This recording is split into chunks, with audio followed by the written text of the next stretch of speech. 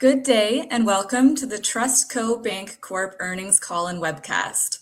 All participants will be in a listen-only mode. Should you need assistance, please signal a conference specialist by pressing the star key followed by 0 on your keypad. After today's presentation, there will be an opportunity to ask questions.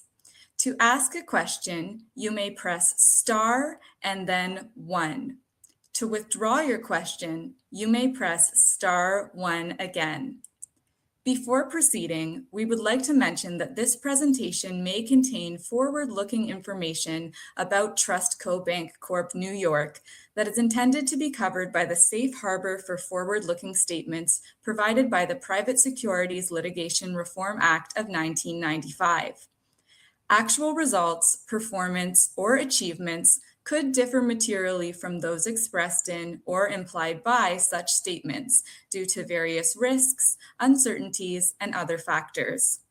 More detailed information about these and other risk factors can be found in our press release that preceded this call and in the Risk Factors and Forward-Looking Statements section of our annual report on Form 10-K and as updated by our quarterly reports on Form 10-Q. The forward-looking statements made on this call are valid only as of the date hereof, and the company disclaims any obligation to update this information to reflect events or developments after the date of this call, except as may be required by applicable law. During today's call, we will discuss certain financial measures derived from our financial statements that are not determined in accordance with US GAAP. The reconciliations of such non-GAAP financial measures to the most comparable GAAP figures are included in our earnings press release, which is available under the Investor Relations tab of our website at trustcobank.com. Please also note that today's event is being recorded. A replay of the call will be available for 30 days, and an audio webcast will be available for 1 year, as described in our earnings press release. At this time, I would like to turn the conference call over to Mr. Robert J. McCormick. Please go ahead. Good morning, everyone, and thank you for joining the call. I'm Rob McCormick, the chairman of TrustCo Bank. I'm joined today, as usual, by Mike Ozimek, our CFO, who will go through the numbers, and Kevin Curley, our chief banking officer, who will talk about lending. Like a well-oiled and efficiently operating machine, all of the elements of the time-tested TrustCo Bank business model work together in a favorable market environment to produce another quarter of stellar financial results. Our loan and investment portfolios continue to reprice favorably as lower-yielding assets matured and were replaced by higher loan originations with better-yielding investments. The machine was fueled by growth in lower-cost deposits. Increased loan origination provided the outlet for the machine's production. In combination, these elements resulted in increased net interest margin year over year. And of course, this was done without compromising credit quality. While all of that good work was being done, we continue to execute on our capital deployment strategy, primarily through share buybacks. Our buyback program began in 2020 and to date has seen the reacquisition of more than 2.3 million shares of company stock. The current phase of the program is expected to continue on pace, and if completed, we will have repurchased nearly 16% of TrustCo's outstanding shares during 25 and 26. It is plain to see that we remain committed to the generation of meaningful and sustainable shareholder value. It is also plain to see that we remain convinced that the best acquisition we can make is TrustCo Bank. We are also very pleased to have moved into the building in Longwood that we repurposed into our new regional headquarters for our operation in the Sunshine State. The great state of Florida is a key part of our success, and this new building enhances our visibility there and provides a foundation on which more great things can be grown. Now, Mike's going to go into details on the numbers, and then Kevin will take care of loans, and then we can answer questions if you have them. Thank you, Rob, and good morning, everyone. I will now review TrustCo's financial results for the second quarter of 26. As we noted in the press release, the company continued to see strong financial results for the second quarter of 26, marked by increases in both net income and net interest income of TrustCo Bank during the second quarter of 26 compared to the second quarter of 25. This performance is underscored by rising net interest income and sustained loan and deposit growth across core lending and deposit categories.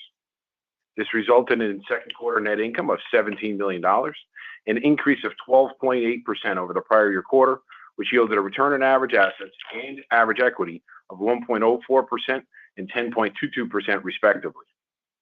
Capital remains strong. Consolidated equity assets ratio is 10.5% for the second quarter of 26 compared to 10.91% in the second quarter of 25. Book value per share of June 30, 26 was $38.53, up 4.8% compared to $36.75 a year earlier. TrustCo has also repurchased 10.5% of TrustCo outstanding common stock under the 2025 and 2026 stock repurchase programs through the acquisition of over 1 million shares in 26, following the purchase of 1 million shares in 2025, reinforcing a disciplined long-term capital allocation strategy. We remain committed to returning value to shareholders through a disciplined share repurchase program, which reflects our confidence in the long-term strength of the franchise and our focus on capital optimization. Credit quality continues to be consistent as we saw non-performing loans modestly increase to $21.8 million in the second quarter of 26 from $17.9 million in the second quarter of 25. Our continued focus on solid underwriting within our loan portfolio and conservative lending standards positions us to manage credit risk effectively in the current environment. Average loans for the second quarter of 26 grew 3.8%, $197.5 million to $5.3 billion from the second quarter of 25, another all-time high. This uptick continues to reflect a strong local economy and increased demand for credit.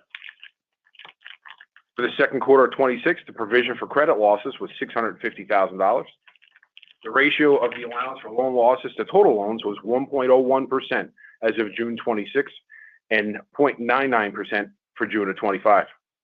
Our focus continues to be on traditional lending, which has enabled us to produce consistent, high-quality recurring earnings. Retaining and growing deposits has been a key focus as we navigated through 2026. Total deposits ended the quarter at $5.7 billion. It was up $191 million compared to the prior year quarter. We believe the increase in these deposits compared to the same period in 25 continues to indicate strong customer confidence in the bank's competitive deposit offerings. The bank's continued emphasis on relationship banking combined with the competitive product offerings and digital capabilities has continued to a stable deposit base that supports ongoing loan growth and expansion. Net interest income was $45.6 million for the second quarter of 26, an increase of $3.8 million or 9.2% compared to the prior year quarter. Net interest margin for the second quarter of 26 was 2.87%, up 16 basis points from the prior year quarter. The yield on interest earning assets increased to 4.27%, up 8 basis points from the prior year quarter. And then the cost of interest bearing liabilities decreased to 1.79% in the second quarter of 26 from 1.91% in the second quarter of 25. The bank is well positioned to continue delivering strong net interest income performance, even as the Federal Reserve contemplates rate changes in the months ahead. The bank remains committed to maintaining competitive deposit offerings while ensuring financial stability and continued support for our community's banking needs. Our wealth management division continues to be a significant recurring source of non-interest income. They had approximately $1.39 billion of assets under management as of June 30, 26. The majority of this fee income is recurring, supported by long-term advisory relationships and a growing base of managed assets. Additionally, as mentioned in the press release, the company marked its Visa Class C common stock to fair value and recorded a gain of $844,000 based on the conversion privilege of the Visa Class C common stock. Now on to non-interest expense. Total non-interest expense, net of ORE expense, came in at $28.2 million, up $1.3 million from the prior quarter. The increase is primarily the result of higher employee benefit costs and professional fees in the current quarter. These expense categories are expected to return to normalized levels next quarter, consistent with historical quarterly trends. ORE expense net came in at an expense of $112,000 for the quarter, as compared to $28,000 in the prior. We're going to continue to hold the anticipated level of expense to not exceed $250,000 per quarter. and all of the other categories of non-interest expense were in line with our expectations for the second quarter. We would expect 26 total recurring non-interest expense, net of ORE expense, to be in the range of $27.3 to $27.8 million per quarter. Now, Kevin will review the loan portfolio and non-performing loans. Thanks, Mike, and good morning to everyone. Our average loans grew by $197.5 million, or 3.8% year over year. This is an improvement over last quarter's report of year-over-year growth of $158.9 million. The growth was centered in our residential loan portfolio, with our first mortgage segment growing by $142 million, or 3.2%, and our home equity loans growing by $44.8 million, or 10.4% over last year. In addition, our commercial loans grew by $13.4 million, or 4.4% over last year. For the second quarter, actual loans increased by $87.1 million compared to the first quarter. Purchase mortgage loans, including refinances, grew by $62.8 million. Home equity loans grew by $19.3 million, and commercial loans were higher by $5.7 million for the quarter. During the second quarter, mortgage rates were lower in the beginning of the quarter. They increased slightly and have leveled off to a 6.25% to a 6.5% range over the past few weeks. Our mortgage origination activity showed solid momentum during the quarter. Purchase loan volume was steady throughout the quarter. Refinance activity was strongest earlier in the period as customers moved to lock in lower rates before market rates increased. As rates moved higher later in the quarter, refinance activity moderated. Our home equity loan products produced consistent demand in all our markets throughout the quarter. We continue to offer highly competitive mortgage products with our 30-year fixed-rate loans and various ARM options. In addition, our home equity products continue to offer customers low-cost alternatives to other forms of credit, such as personal loans and credit cards. Overall, we are pleased with the loan growth during the quarter and remain committed to delivering strong results moving forward. Now moving to asset quality. As a portfolio lender, we originate loans to hold through maturity. This reinforces our disciplined approach to underwriting and risk management. Asset quality at the bank remains very strong. Our early-stage delinquencies in our portfolio continue to remain within their normal range. Charge-offs for the quarter amounted to a net recovery of $88,000, which follows a net recovery of $39,000 in the first quarter and a total of $317,000 in recoveries over the past year. Overall, we've had 6 straight quarters of net recoveries. Non-performing loans are $21.8 million at this quarter end, $21.5 million last quarter, and $17.9 million a year ago. Non-performing loans to total loans was 0.4% for the quarter end, compared to 0.41% last quarter and 0.35% a year ago. Non-performing assets were $23 million at quarter end versus $22.8 million last quarter and $19 million a year ago.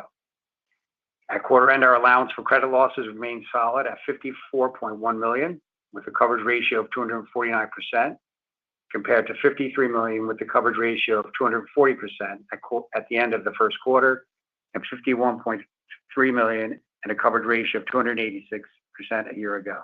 Rob? Sorry, I'm hacking a little bit, but that's our story, and we're happy to take any questions you might have. We will now begin the question and answer session. To ask a question, you may press star, then 1 on your touch tone phone. If you are using a speakerphone, please pick up your handset before pressing the keys. If at any time your question has been addressed and you would like to withdraw your question, please press star 1 again. At this time, we will pause momentarily to assemble our roster.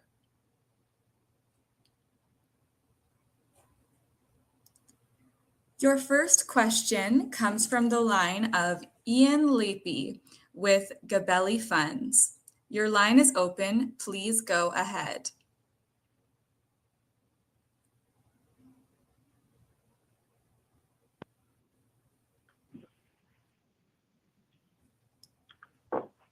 Can we start with the expenses? Ian,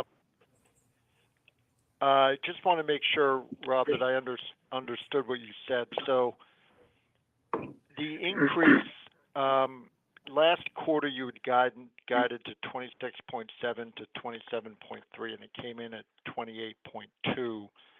And you said that was mostly non-recurring things. Could you just go in again to what the extra expense was this quarter? Yeah, absolutely. So, I mean, two big lines, salary, employee benefits. About half of that was some salary increases that we pushed through, and that will be recurring.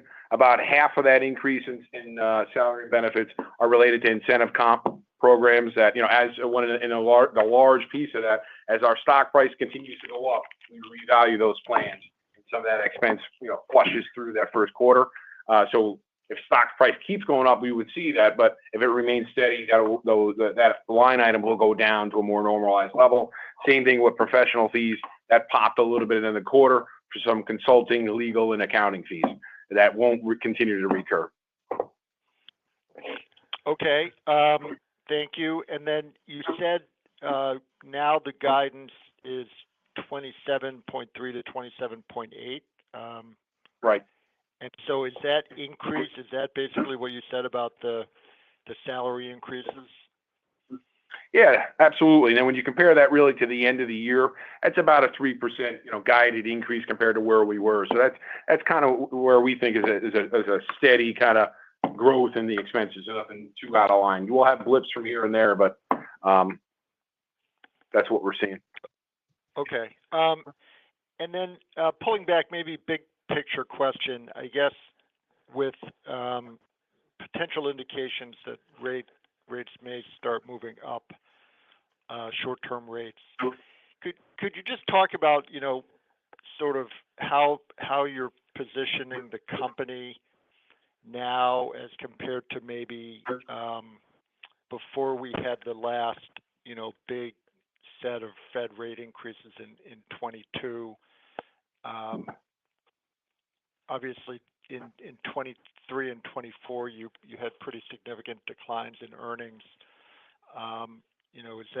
Is there anything different now that you're doing to sort of protect against that type of impact? We are offering a little longer CD product and making it a little bit more attractive, trying to push the maturities out a little bit further, get away from the 3-month repricings, and moving on from there. We are attempting to be somewhat aggressive or reasonably aggressive in our mortgage portfolio to gain some ground there. And our home equity loans, we're very proud of the activity we've had there. The closed loans are much higher than the outstandings would show, which is pretty common in the industry, but that's a prime-based or a lot of times a floating product, which is very attractive for us as well. So we've been incentivizing people in a variety of ways to use the home equity credit lines more and to grow that product line. And then on the investment side, we always stay relatively short on our investment maturities. We have a tremendous amortization and opportunities to reprice our securities as they come due. So that's the other side of the balance sheet, if you will. Okay, great. That's it for me. Again, congratulations. Thank you very much. Thank you. Thank you.